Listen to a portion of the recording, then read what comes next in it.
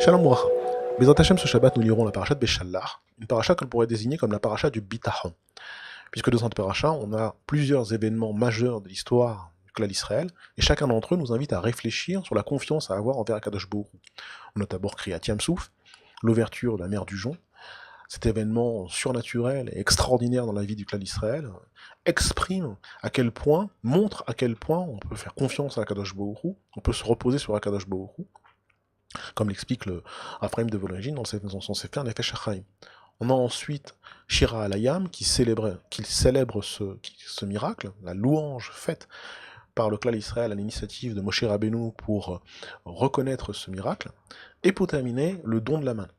Ce pain miraculeux, par le biais duquel Akadosh Baruch Hu va nourrir le clan d'Israël dans le désert, et lui montrer de quelle façon nous montrer, pas simplement à la génération du désert, mais aux générations suivantes, dans quelle mesure on doit faire confiance à Hachem et comment on doit faire confiance à Hachem. Donc nous, en Shiur, on va parler un petit peu du deuxième élément, la Shira Alayam. Ce cantique qui a été prononcé par Klal Israël à l'initiative de Moshe Rabbeinu pour célébrer le miracle de Kriyat Yam-Souf. Donc la Shira Alayam est très présente dans le travaux d'Hachem, non seulement sur le plan de la pensée, sur le plan de la Hashkafa, mais également dans les tfilot. Concrètement, on mentionne cette Shira, aussi bien dans la tfila de Harvit que dans la tfila de Shacharit. Dans la tfila de Harvit, dans les berachot du Kriyat Shema, on mentionne la Shira. Malchuto beraton kibelu alehem, Moshe Israël anu Shira, on prononçait une Shira, Malchutecha ra'u banecha, bokea yam lifne Moshe, la Shira qui est directement liée à Kriyat Yam-Souf, donc qui est mentionnée dans la tfila de Harvit, dans les berachot du Kriyat Shema. Et le matin, c'est pareil. Dans le brachot du Kriyat Shema, on a à nouveau une mention de la Shira. Mais pas simplement, avant cela, à la fin des psuké des Imra, juste avant de clôturer les psuké des Imra par la bracha Ishtabar, on lit entièrement la Shira, Az Yashir Moshe, etc. Et dans les brachot, on dit Anu Shira à nouveau, et on parle également de Shira Chadasha, Shiberu, Geolim, Lishimcha, Al-Sfat Ayam, dans la Tfilat Shacharit, donc une nouvelle Shira. Et tout ça nous amène à poser une question qui est posée par Chazal, pourquoi maintenant? Pourquoi maintenant? Il y a eu des miracles en Égypte, les 10 plaies, chacune des plaies est un miracle dans le miracle. Tout d'abord, la plaie en elle-même est le dévoilement de la volonté d'Akadosh Baruch Hu, mais plus particulièrement de sa Gvura, de sa puissance, et la distinction entre les Bnei Israël et les Égyptiens est également un miracle. Donc on a un miracle dans le miracle, la possibilité de reconnaître Hachem, on devrait reconnaître Hachem pour cela. À plus forte raison, à l'issue des 10 plaies, le soir qui conclut cette période de 10 plaies avec Makat Bechorot, où Paro va ordonner à Moshe Rabbeinu de quitter l'Égypte, il y avait la possibilité de faire cette louange. Or que là, Israël a attendu de traverser la mer Rouge, mais pas simplement de traverser, de se trouver dans la mer Rouge et que la mer s'ouvre pour prononcer cette shira, mais de voir les Égyptiens périr dans la mer. Donc pourquoi maintenant? Et également, on a des éléments que l'on dit en rapport avec cette shira dans la tfila, comme on l'a dit, tfila tarvit, tfila shacharit, shira chadashak, qu'est-ce que ça veut dire? C'est quoi la nouveauté de cette shira? Et la notion de malchut qui revient sans cesse, l'établissement de la malchut shamaim, ou malchut oberaton kibolalehem, ve'imlichu, on a comme ça un établissement de la malchut Hashem qui revient sans cesse, et qu'on a besoin de comprendre. Donc une première question, c'est pourquoi maintenant? Une deuxième question, Shira Chadasha, quel est le chidouch de cette Shira? Une troisième question, la Malchut, quel est le rapport entre Kriyat Yam-Souf, Shira Alayam, qui vient exprimer l'établissement de la Malchut Hashem. On a une Agada dans la Masechet Sanhedrin d'Aftadik Dalet Amud Aleph, là-bas, la Gemara nous dit qu'Akadosh Baruch Hu a voulu faire de Chizkiya Omelech Mashiach. Chizkiya Omelech, qui était un descendant de David Ameler, qui était lui-même un roi tzaddik, Chizkiya Omelech, à son époque, il a propagé la Torah dans l'ensemble du clan d'Israël, il a eu une grande hatzlacha dans cela, puisque Chazal nous dit, on a vérifié de la ville de Dan jusqu'à la ville de Beersheba, on n'a pas trouvé un enfant qui n'était pas baki, qui n'était pas érudit, qui ne maîtrisait pas les lois les plus difficiles du Talmud et de la Mishnah, Tuma Vetara. Donc il a réussi à propager la Torah dans le clan d'Israël. Comment il s'y est pris? Il a littéralement poussé les gens à étudier. Il a mis un glaive devant le Beth Midrash, c'est où le glaive ou c'est le Beth Midrash.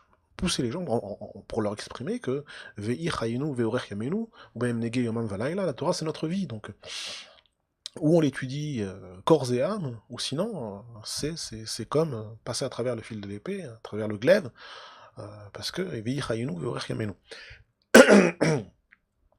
Et c'est pas simplement que Rizkia Omelech est un roi qui a propagé la Torah, c'est déjà énorme en soi, qui a fait du Zikuy Aramim de façon extraordinaire, mais c'était un Bal Bitachon.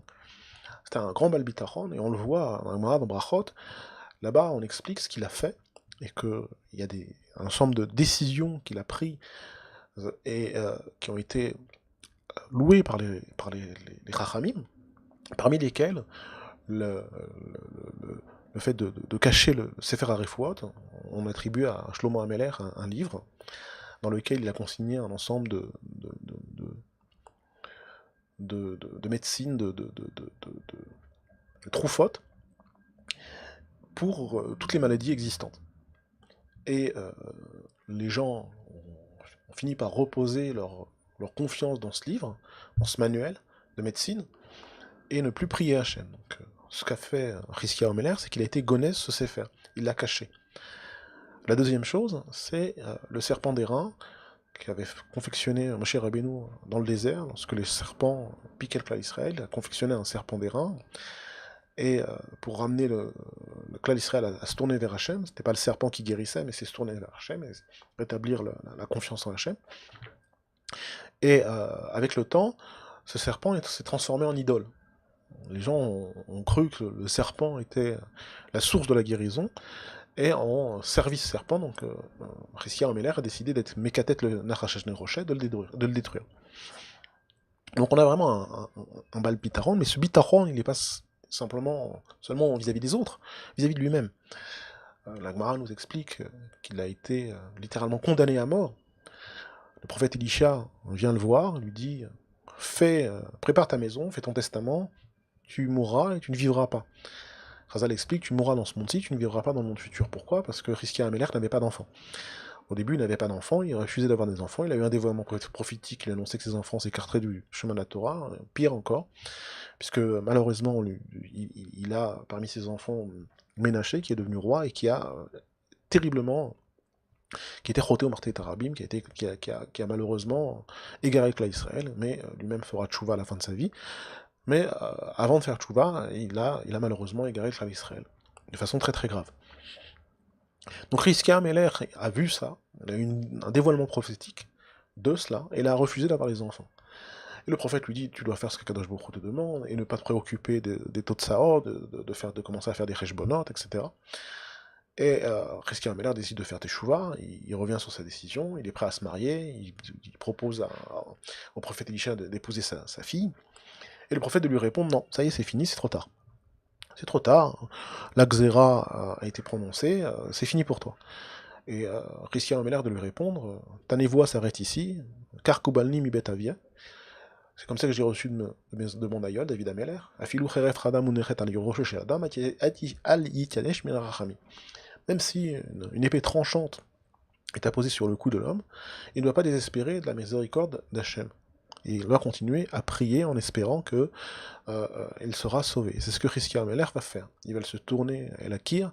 Alors certains disent le kir, il va se tourner vers le mur sans qu'il y ait quoi que ce soit qui l'interrompe entre lui et le mur pour pouvoir se concentrer. Et à notre avis, il a le kirot libo, il va aller puiser au plus profond de son cœur, au plus profond de son être, la tfila. Une tfila qui prononcera Hachem et par le mérite de laquelle il bénéficiera d'années supplémentaires, il sera guéri, etc. Donc on a vraiment un bal bitachon, et du fait de ce bitachon, Akadosh Baruch Hu, et de sa grandeur, sa tzidkut, Zikuy Arabim, etc., décide de le faire Meshiach. Mais il va perdre ce srout, comment? Lorsqu'Akadosh Baruch Hu va accomplir un miracle extraordinaire de détruire les armées Sancheriv, il a les brûler sur place carrément, on dit le nar, Rizkia Omeler ne fait pas de louange. Il ne fait pas de cantique, comme Moshe Rabbeinu le fait après la destruction de l'armée de Paro. Rizkia Omeler ne fait pas ce cantique. Il faut comprendre pourquoi, mais en tout cas ça lui a été sévèrement reproché. Il perdra ce mérite d'être nommé Mashiach, d'être fait Mashiach. Il faut comprendre pourquoi. Donc ça vient rajouter aux questions qu'on a dit précédemment, c'est qu'on a un inyan particulier, on a une notion particulière que nous apprend la Shira, que nous apprend Kriyat Yamsouf, et il semblerait que Rizkia Ameler soit passé à côté. Et on va essayer de comprendre pourquoi. Pour ça, il faut définir la Shira, il faut savoir quand on prononce une Shira. Pourquoi on prononce une Shira? A priori, Kadosh Baruch Hu, les bienfaits qu'il nous prodigue sur le plan naturel, et les bienfaits miraculeux semblent être les mêmes. Pourtant, on a une façon différente de louer chacun d'entre eux. Lorsque Kadosh Baruch Hu nous prodigue un bien naturel, que ce soit en nous donnant, en nous faisant, je sais pas moi, quelqu'un il est attablé et on lui sert un premier vin et ensuite un second qui est meilleur que le précédent, la lacha est qu'il doit prononcer la bracha de Atov Wametiv sur le bien qu'Akadosh Baruch Hu lui a donné. Akadosh Baruch Hu, il fait le bien et il prodigue le bien. Donc c'est Atov Wametiv. Et pour tout bien fait naturel, on prononce cette bracha de Atov Wametiv. Par contre, lorsqu'il s'agit d'un miracle, on fait une shira, on prononce le Hallel. Le soir de Pessah, où on célèbre le miracle le miracle de la sortie d'Égypte, Kriyat Yamsouf, on prononce le Hallel. Et c'est valable pour chaque miracle. À Hanouka, on prononce le Hallel. Et il faut comprendre la différence entre les deux. C'est la question qui est posée par l'un des élèves du Briskerov, le Rav Yitzhak Zev Soloveitchik, qui était le Briskerov, et son élève c'est le Rav Arielem Pomorenchik, qui a écrit le Sefer Emek Bracha, et dans ce Sefer Emek Bracha, il pose cette question. Il dit quelle est la différence entre les deux. A priori, il n'y a pas de différence entre un S et la Teva, comme l'exprime le Ramban à la fin de Parashat Bo. Dans le miracle dévoilé, on réalise que la nature est le fruit de la volonté d'Akadosh Baruch Hu, donc il n'y a pas de différence entre les deux. Et même chaque jour, lorsqu'on fait la bracha de Asher Yatsa, après avoir fait ses besoins, on parle de Mafli la Hasot, Akadosh Baruch Hu il fait des prodiges, il accomplit des prodiges, donc on ne devrait pas faire cette distinction dans la louange entre le Nes et la Teva. C'est la question que pose le Emet Bracha. Et il dit que la Shira, c'est l'expression d'une reconnaissance profonde. C'est le cœur qui parle. Or, on ne perçoit la grandeur d'Hachem, on ne perçoit cette grandeur d'Hachem que par le biais des miracles. On a une conception erronée, mais c'est la réalité, que la Teva, c'est quelque chose de parfaitement normal, et on ne voit pas dans la Teva le dévoilement de la Gvura d'Hachem. Donc il n'y a pas de place pour la Shira. La Shira, il faut qu'il y ait un dévoilement de la Gvura d'Hachem. Et c'est pas simplement qu'il faut avoir un dévoilement de la Gvura d'Hachem. Parce qu'on voit qu'à Purim, on ne dit pas de Shira, on ne dit pas de Hallel. Pourtant, on a un dévoilement de la Gvura d'Hachem, Akadosh Baruch Hu a annulé le décret de Haman, il a libéré le clan d'Israël, etc. Donc on a un dévoilement de la Gvura d'Hachem. Pourquoi on ne dit pas de Shira, pourquoi on ne dit pas de Hallel? C'est la question que pose la Gemara Megillah.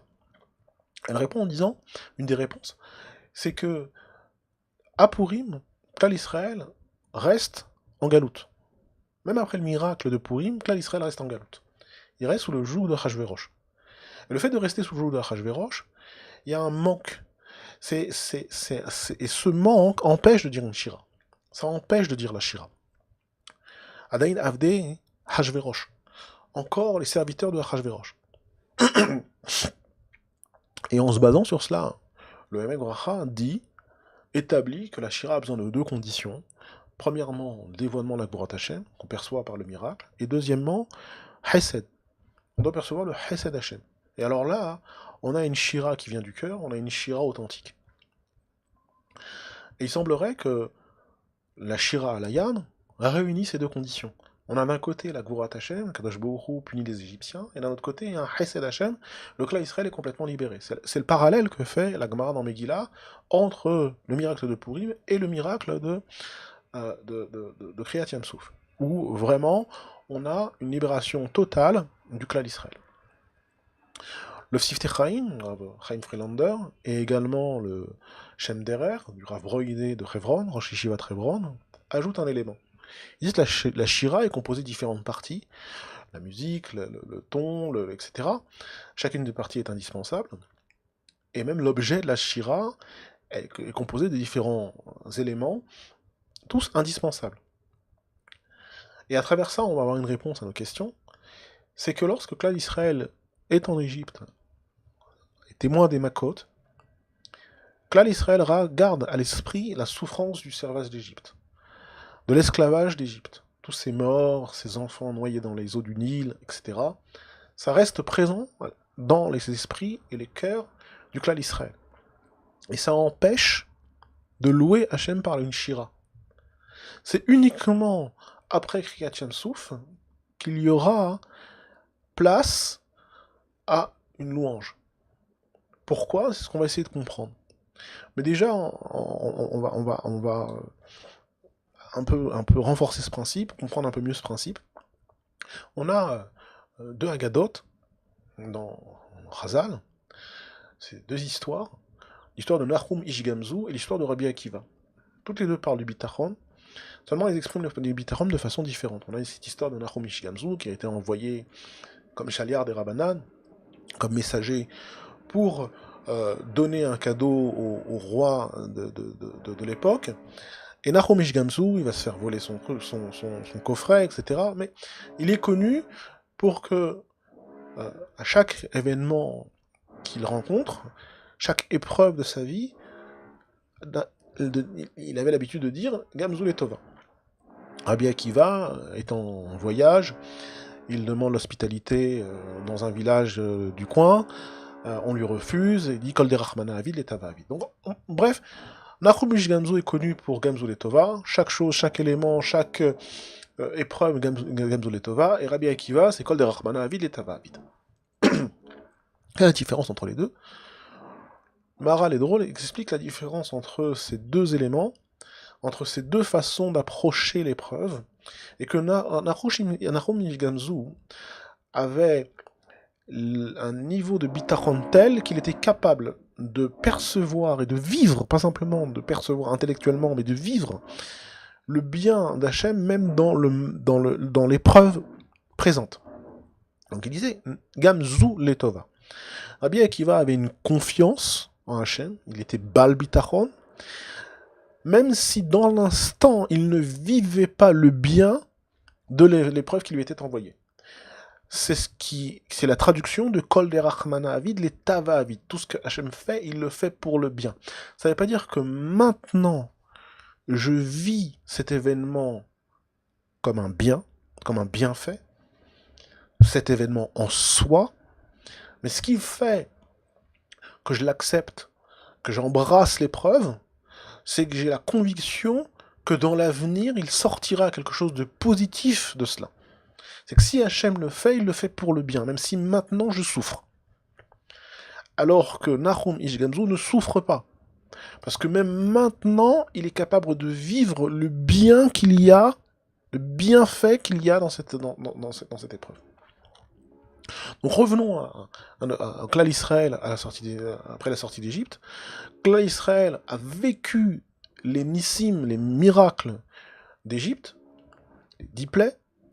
Il est sorti d'Égypte, mais il n'a pas encore arrivé au niveau de percevoir le bien fait par Hachem. Il est encore, éventuellement, dans un niveau de Kol derachmana avid, les tava avid. On souffre encore. Peut-être que plus tard, on percevra le bien fait de cette souffrance, mais pour l'instant, on est encore dans la souffrance, avec le souvenir de la souffrance. Donc ça, c'est ce qui empêche de dire la shira. Alors qu'est-ce qui se passe lors de Kriyat Yam Souf? Quel est le chidouche de Kriyat Yam Souf qui fait que, d'une part, on va avoir une place faite à cette shira, on va pouvoir prononcer cette shira, mais plus que ça. C'est que, jusqu'à présent, la royauté divine, la Malchut Hashem, est amputée par le manque de perception. Par le manque d'embrassement du clan Israël, de tout ce qu'Hachem a fait. Hachem, il nous a sortis d'Égypte, Hachem, oui, mais on souffre, on a quand même souffert. Pourquoi cette souffrance? Donc dès qu'il y a ce « mais pourquoi », dès qu'il y a ce « mais », l'établissement de la royauté divine n'est pas total. Ça empêche d'embrasser complètement la royauté d'Hachem. Quel est le changement de Kriyat Yam Souf? Lors de Kriyat Yam Souf, Klal Israël est témoin de quelque chose de très particulier. C'est le châtiment des Égyptiens. Akadosh Baruch Hu punit les Égyptiens et il les punit de façon différente au Nil Midrash. Certains vont couler comme des pierres, d'autres comme des brindilles. On mentionne dans la Shira. Et cette punition, ce châtiment est en fonction de la richout, de la méchanceté de chacun des Égyptiens. Ceux qui se sont montrés particulièrement cruels vis-à-vis des Bnei Israël vont souffrir davantage. Ceux qui ont fait preuve d'une certaine miséricorde, ont servi certes, ont servi le clan d'Israël, mais ont fait preuve d'une certaine miséricorde, n'étaient pas si cruels que cela, ont coulé, et sont morts sans souffrance. Et là, lorsque là Israël est témoin de cela, voit ce châtiment, il comprend que Kadosh Baruch Hu ne l'a pas oublié. Chacun comprend, Ra Shifra Loma Shelora et Riskel Ben Bouzi, même la Shifra, même la personne qui sur le plan spirituel et intellectuel n'est pas très très élevée, comprend, réalise à quel point Hachem a pris en considération sa souffrance. Que même dans les périodes de Esther Panim, pour reprendre les mots du Siftei Chaim, même dans les périodes de Esther Panim, Akadosh Baruch Hu n'oublie pas le clan d'Israël, n'oublie pas chaque individu du clan d'Israël dans sa souffrance. La preuve, c'est que lorsqu'Akadosh Baruch Hu punit les Égyptiens Mida Keneged Mida, il est puni en fonction du bien qui a été fait avant. Et ça, c'est quelque chose d'extraordinaire. Enfin, c'est quelque chose d'important. D'important pour la Shira. On a dit d'après le Emek Bracha que la Shira a besoin d'une part d'une perception de la Gvurat Hashem, mais également du Chesed. Là, on voit le Chesed Hashem. C'est qu'Akadosh Baruch Hu ne nous oublie pas. C'est qu'Akadosh Baruch Hu est avec nous même dans la souffrance. On a également la Malchut. On peut recevoir la Malchut Hashem de façon totale parce que l'on a conscience et on a confiance qu'Akadosh Baruch Hu, quoi qu'il arrive, est avec nous. Prendre sur soi un roi, c'est faire confiance à ce roi. Quel genre de confiance on accorde à ce roi? C'est pas simplement pour les beaux jours. C'est que quoi qu'il arrive, dans le bien comme dans le mal, le roi s'occupera de nous et pourvoira à nos besoins. Il ne nous oubliera pas. Il nous défendra contre nos ennemis, pourvoira à nos besoins, nous nourrira, etc. Ça, c'est une malchoute. C'est comme ça qu'on accepte une malchoute. Et cette malchoute d'Hachem a été acceptée à ce moment-là, parce que là, Israël a pris conscience de ça. Il a été témoin de cela. Hiskiyahu HaMelech, après la défaite de Sancheriv, aurait dû dire une shira. Pour établir ça. Le rôle du Mashiach, c'est justement ça. C'est de rétablir la malchoute d'Hachem dans le monde. D'annuler la malchoute, Shibud Malchouyot, le servage des Malchouyot, pour établir la malchoute Hachem.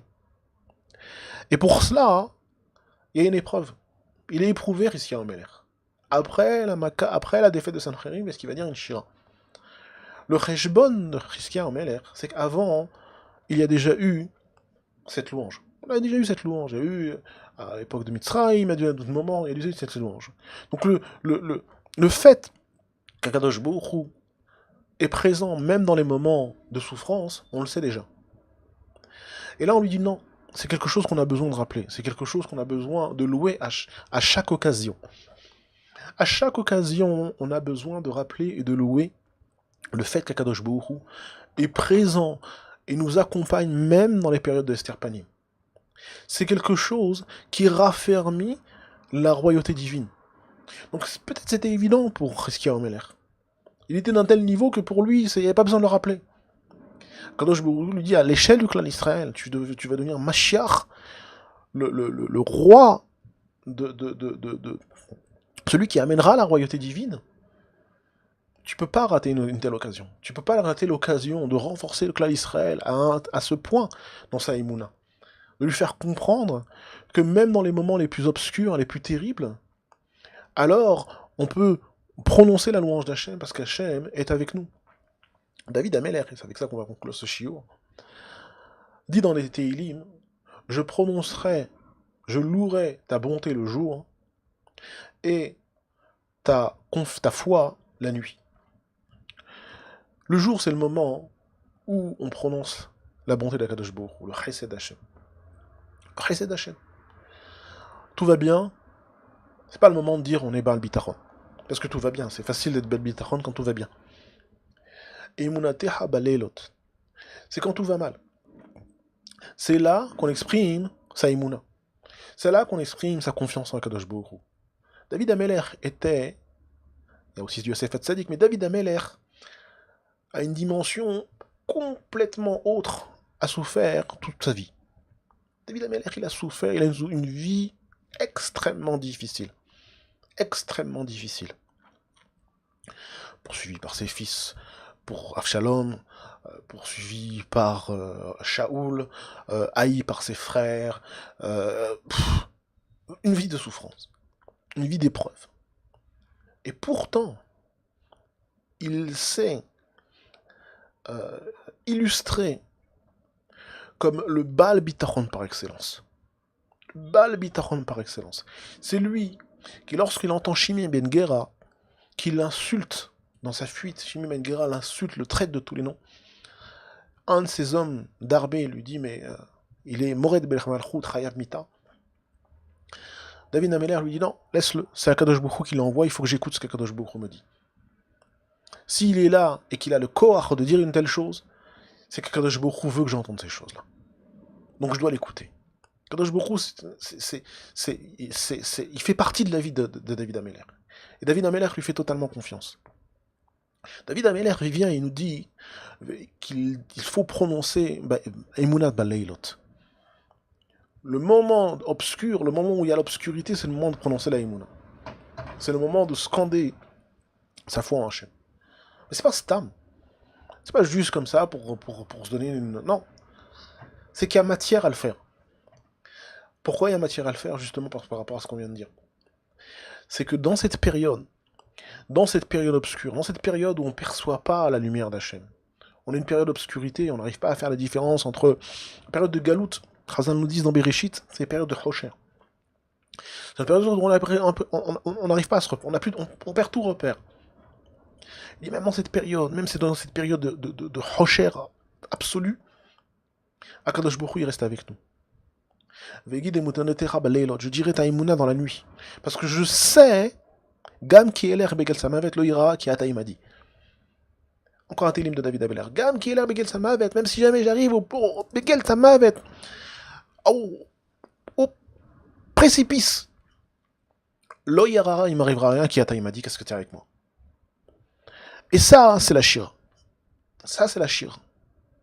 La shira, c'est Gam ki eler begel samavet lo ira ki ata imadi. C'est le hidouj de la shira. C'est la grandeur de la shira qui vient célébrer ce Gam qui est l'air Begel Samavet lo ira ki ata imadi. Kol Touv.